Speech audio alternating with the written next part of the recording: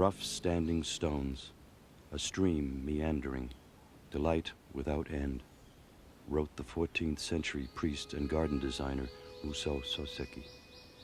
How lovely, the setting for elegant play and serene pleasure.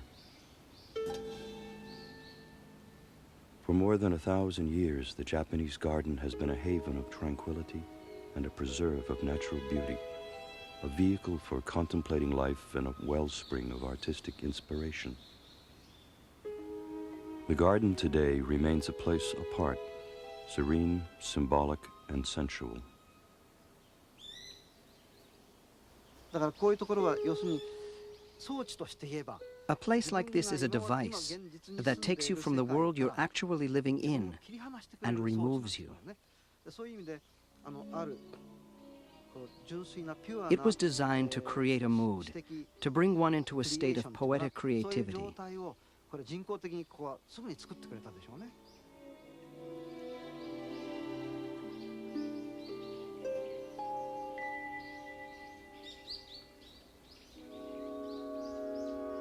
More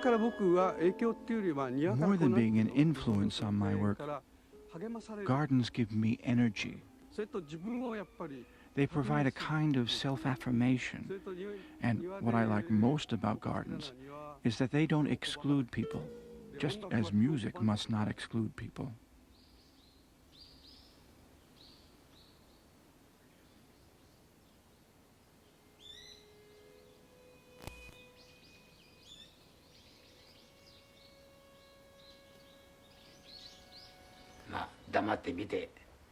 One should just sit quietly and look at a garden.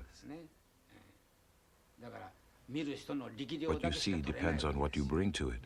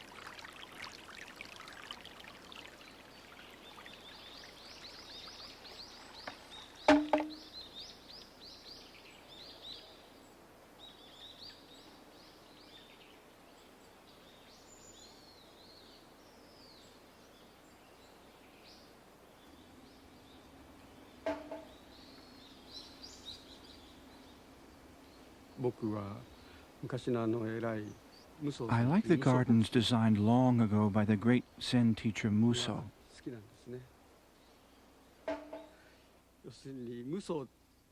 Take his name, Musō. Mu means dream in English, and so means window.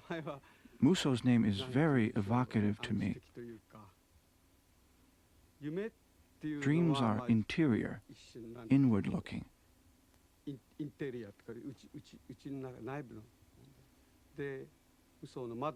while windows open outward. There are two different kinds of energy. The gardens Muso designed have a good deal of this tension about them.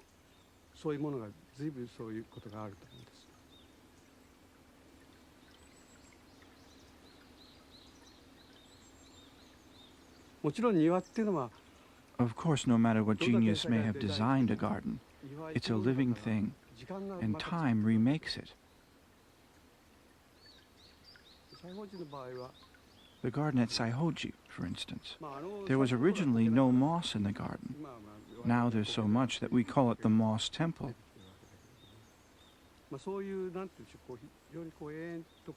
Muso seems to have allowed for the changes that time would bring.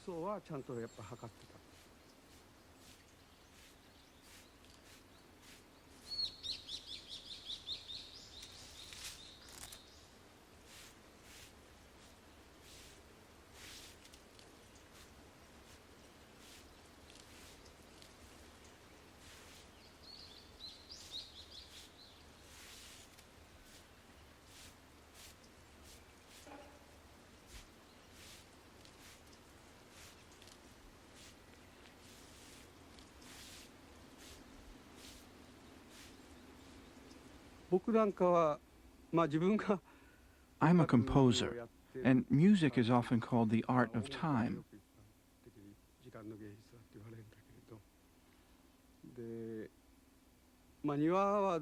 On the other hand, gardens are constructions of space. But when I'm in a garden, what impresses me most are the layers of time. Various kinds and quality of time form layers. They accumulate.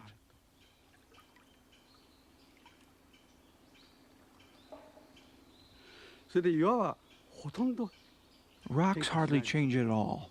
They're a stable presence. But plants change with the seasons. They come and go. They die away. I try to work these elements into an orchestra. Parts that change quickly,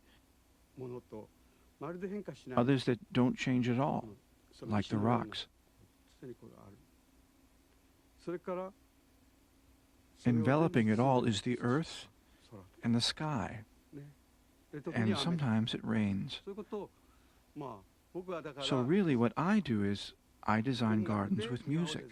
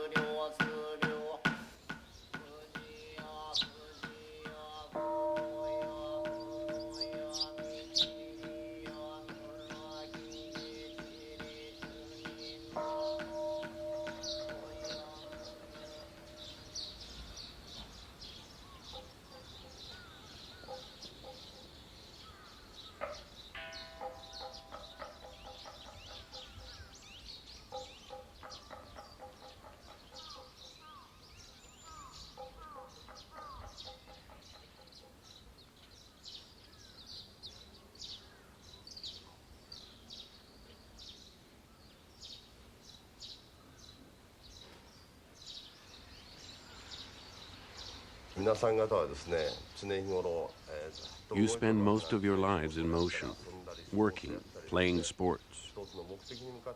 You assume that you're moving toward a certain goal in life. Sometimes you lose sight of whether you're actually making any progress. At such times, it's best to sit down, ichiza, to stop your movement and to rethink the path you've taken.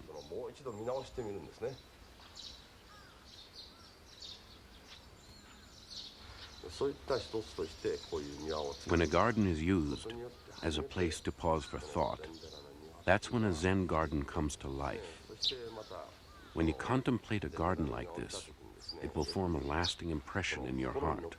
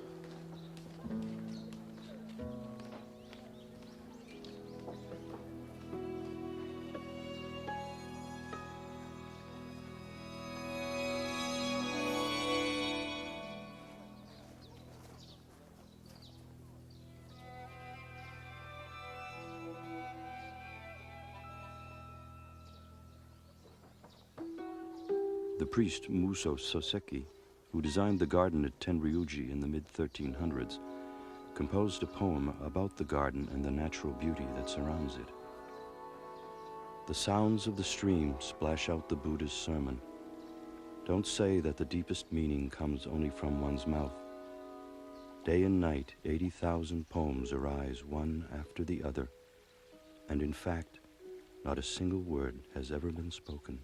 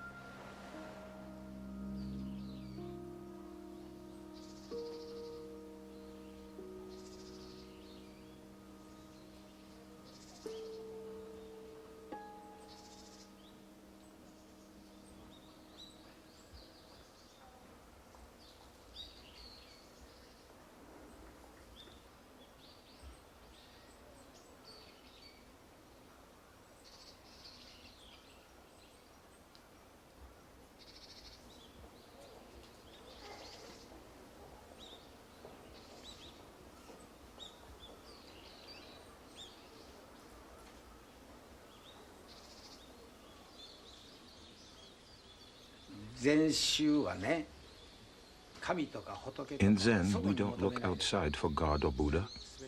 They are within us. Where we live is the Buddha's realm, the world of the gods. That's why it must be clean and beautiful, why we work to keep it from getting soiled.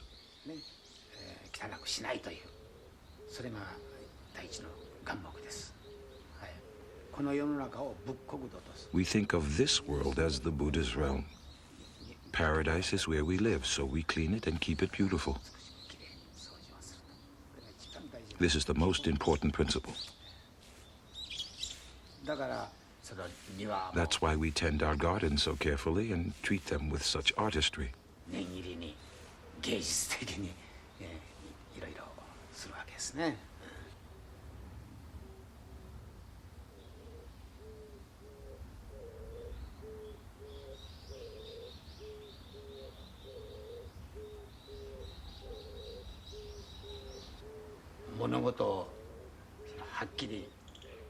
We don't divide things simply into good and bad, right and left. There is a vagueness, a sense of ma, or space between things.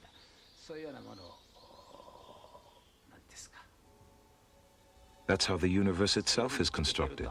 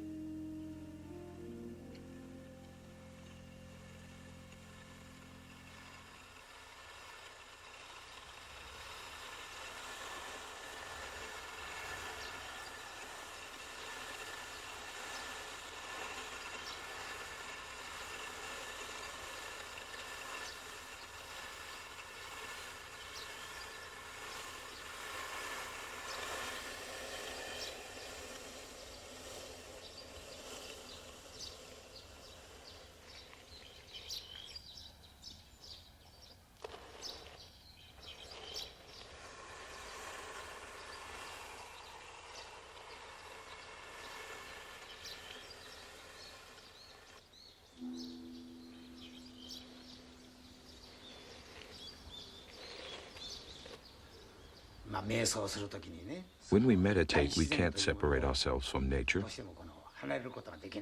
It's very important.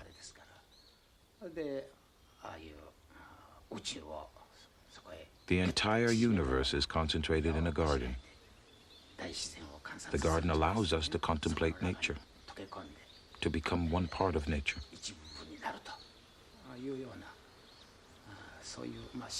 Our approach is based on these ideas.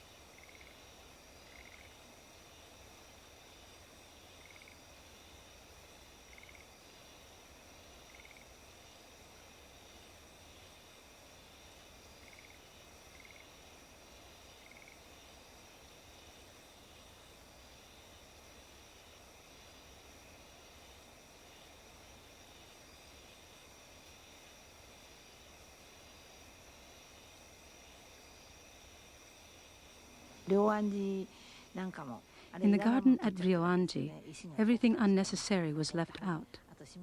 There are only a few clusters of rocks and lines in the gravel.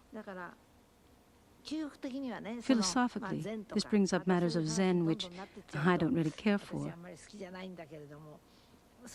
But if it's seen in totally modern terms, to do something in a nearly empty setting, that can be very interesting.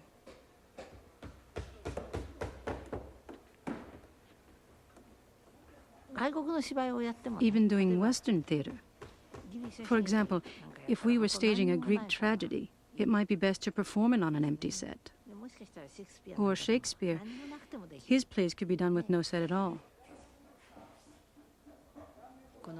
Something may seem to be there, even though it has been eliminated.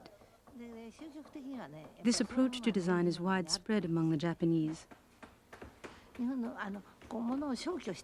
There's a kind of abbreviation, the elimination of things. It's especially true in some Japanese gardens.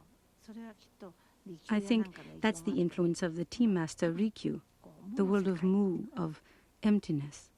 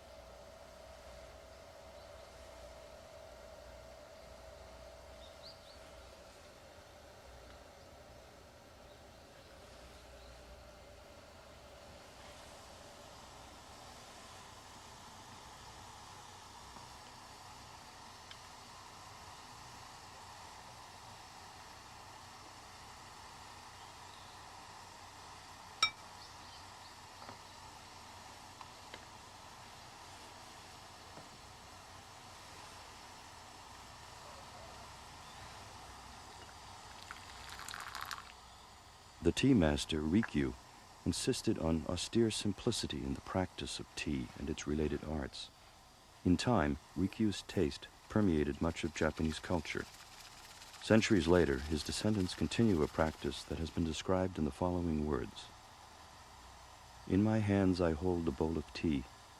I see all of nature represented in its green color. Closing my eyes, I find green mountains and pure water within my own heart.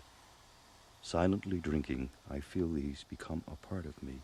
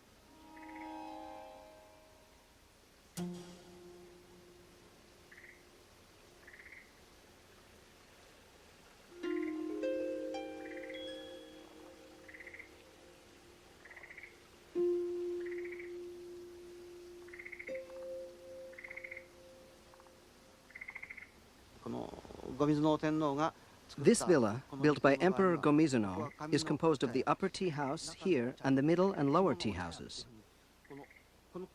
This whole area is referred to in that way. Not just the tea hut itself, but the entire garden is called a tea house. I think that's because the influence of tea is fundamental here. And what is that influence? It's the pursuit of that which is most simple, the most essential in human life.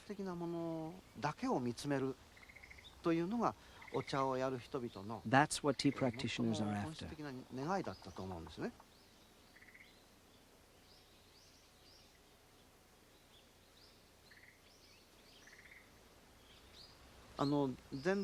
This garden is very different from those at Zen temples.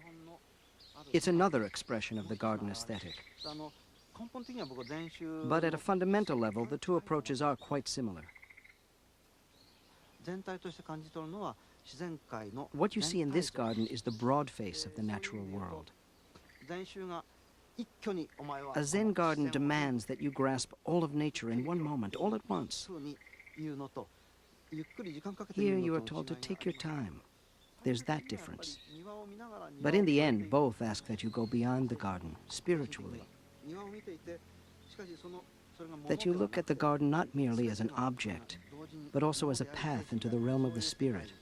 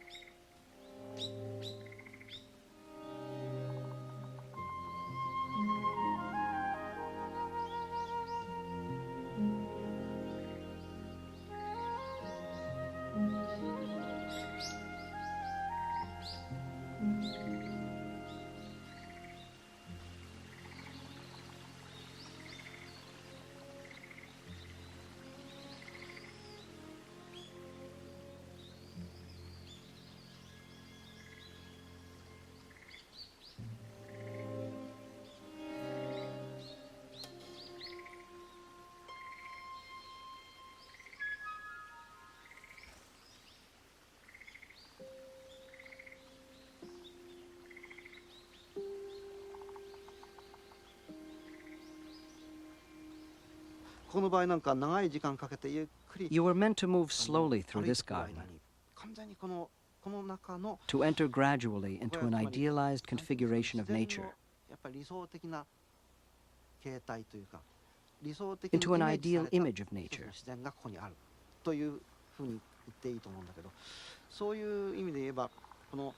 You would come out from Kyoto, the city, and climb up here. There were intense political struggles going on, and the people would retreat up here for a poetry gathering hosted by Go-Mizuno. And the garden was constructed so that by the time they arrived, everyone would be ready to compose their poems.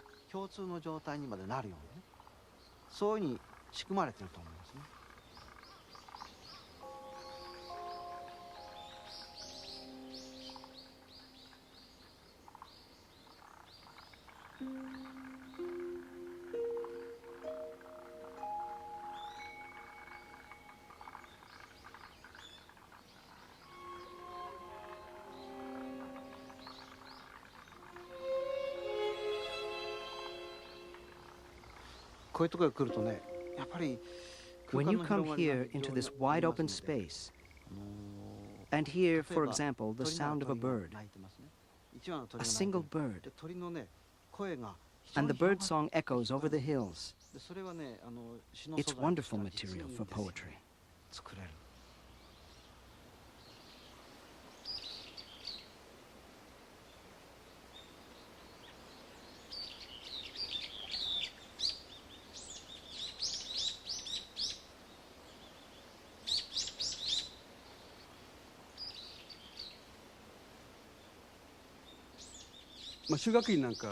What Shugaku-in does so well is to borrow the neighboring valleys and hills.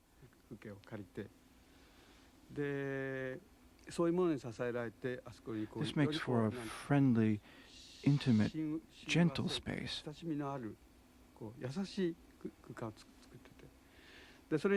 In contrast, the garden at Katsura closes out the rest of the world. It's a confined space.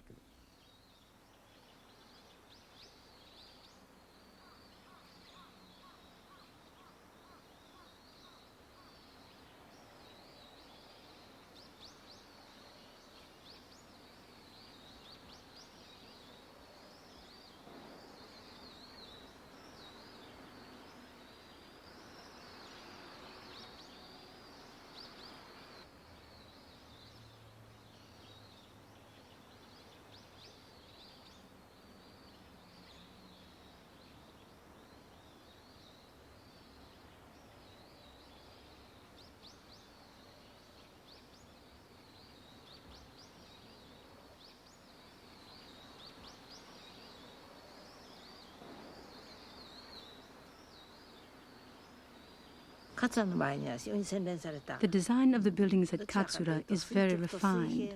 Most of the lines are straight, verticals and horizontals. Perpendicular lines suggest tranquility, while diagonals tend to cause uneasiness. Katsura uses mostly verticals and horizontals. That's why it feels so calm and elegant.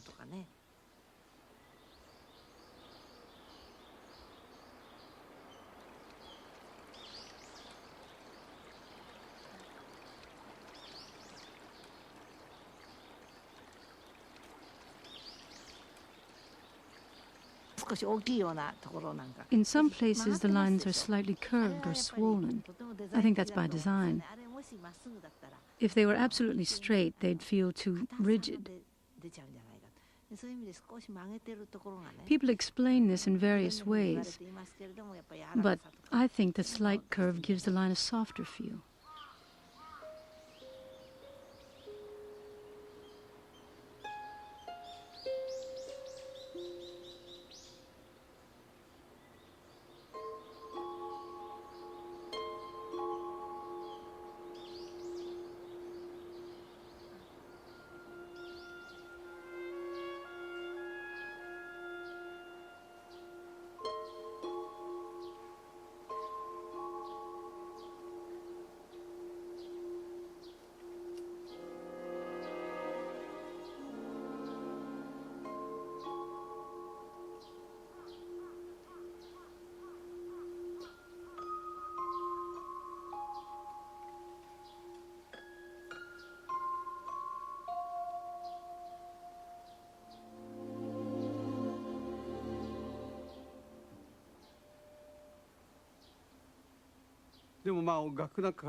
When I write a piece of music, I note on the score the kind of emotion I have in mind. I may think a piece about a garden should be calm and still. But at the same time, it should be a strong calm. So I say ecstatic.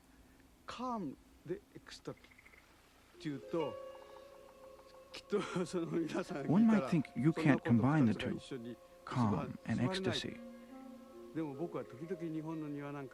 But there are moments in a Japanese garden that are very still and restful, but something intensely sensual, almost erotic, is going on at the same time.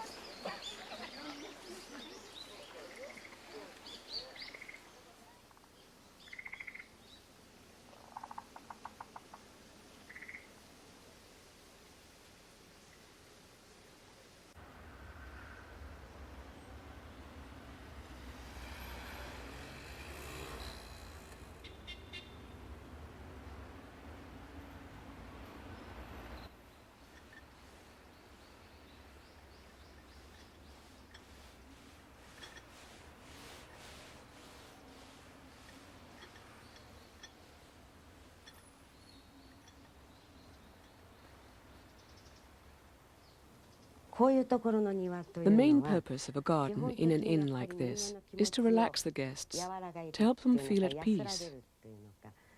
That's its most important function. The Japanese have long preferred to live in the midst of nature. To have a garden that almost flows into a room is an ideal way of living.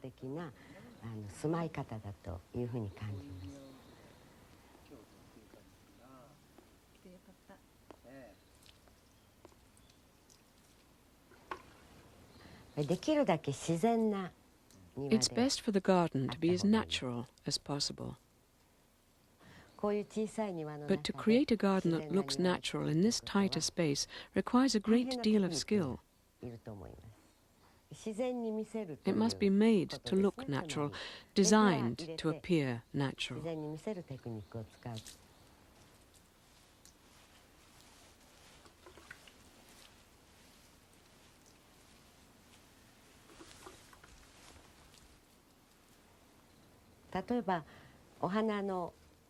As Rikyu said about arranging flowers, they should appear just as they do in the field. But you can't achieve that by just taking a flower and sticking it in a pot. It takes real technique to make flowers seem natural.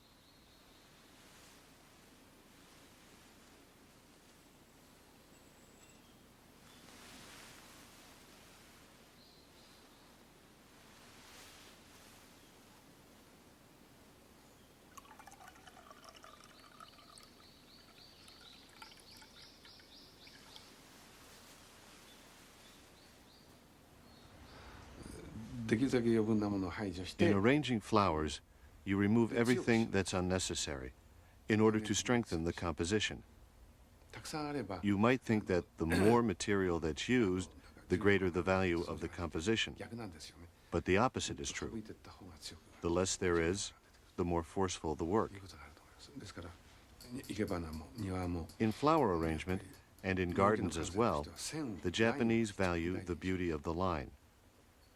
Strength of line is what matters most.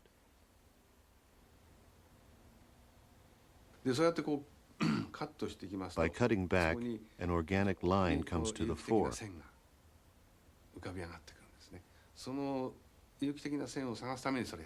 The point is to search for that organic line. By doing so, the essence of the plant is revealed. In ikebana, it's not enough to be concerned only with the narrow, confined realm of the composition. That space only exists because there is a larger world outside. I realized that when I began arranging flowers. It was through ikebana that I became interested in gardens. In other words, I became interested in exterior space as well as interior. So I began to design some gardens.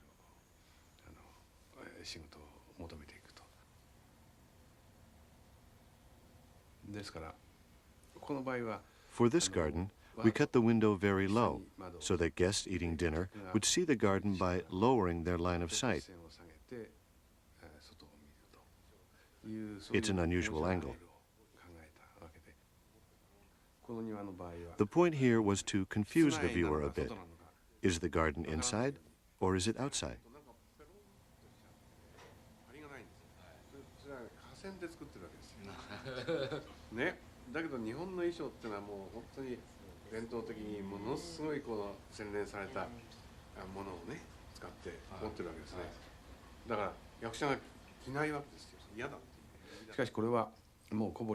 A garden designer named Kobori Enshu first used a low window on a garden like this about 300 years ago.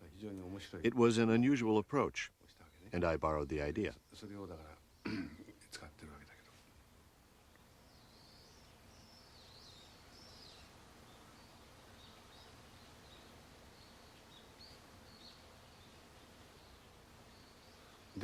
To me, the more magnificent the tradition, the greater the challenge it presents to us to think about our own age. After all, those gardens were designed for medieval Japan. We have to think in terms of what we can create for today's world. It would be pointless just to copy what went before.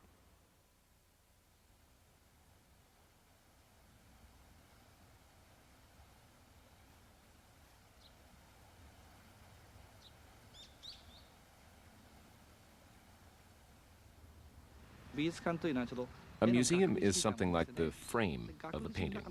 The artist provides the content, and the architect builds the frame that encases it. The building serves to protect the art and to connect it to its surroundings.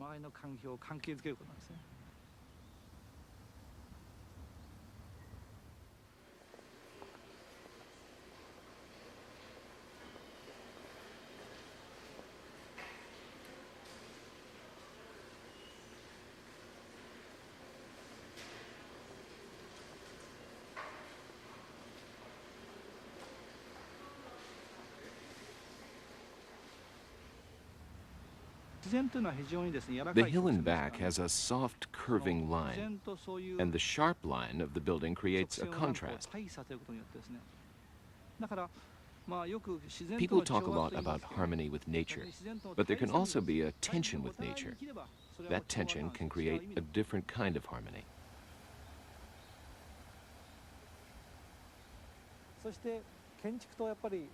Gardens play a key role in linking the building to the landscape around it. By asking the sculptor Isamu Noguchi to design this garden, we knew we would get a garden that bridges the building and the natural surroundings. Since Isamu was a friend of Ken Domon, his participation would enhance the commemorative meaning of the building.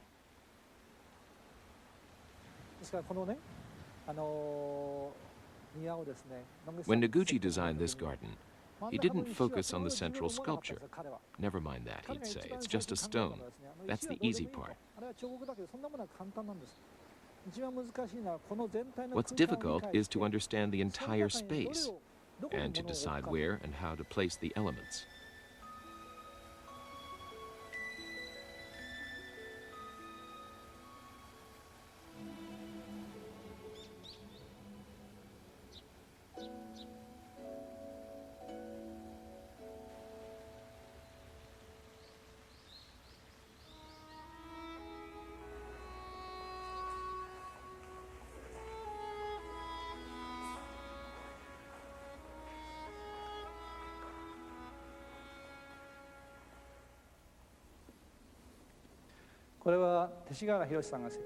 This garden was designed by Hiroshi Teshigahara on the theme of flow. It's the first garden he designed. It's like a painting that fills the far wall, and it also serves to link the building to the surrounding environment.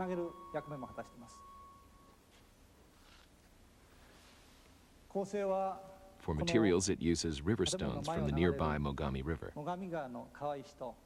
and dwarf bamboo that is long grown on these hillsides.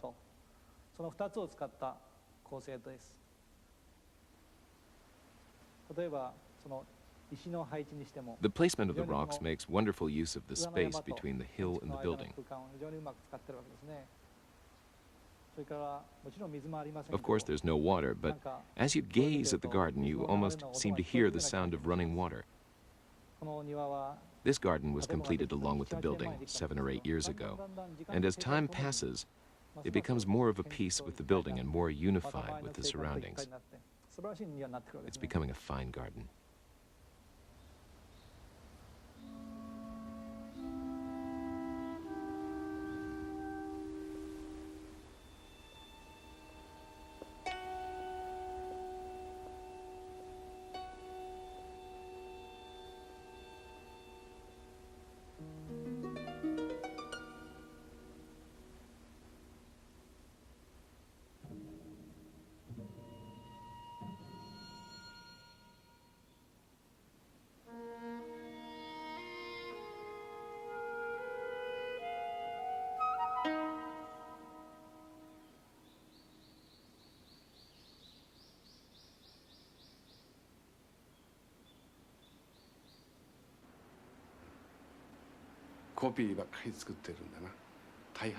Most of the gardens built these days are copies.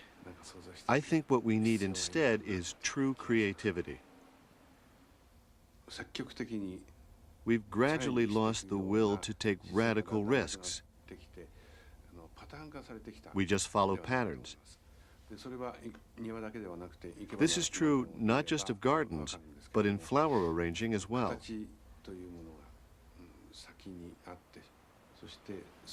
I think this is the result of the fact that form has taken priority and creativity has suffered. We need to tear apart those patterns and look at the possibilities. We should be rethinking the garden in the context of modern architecture.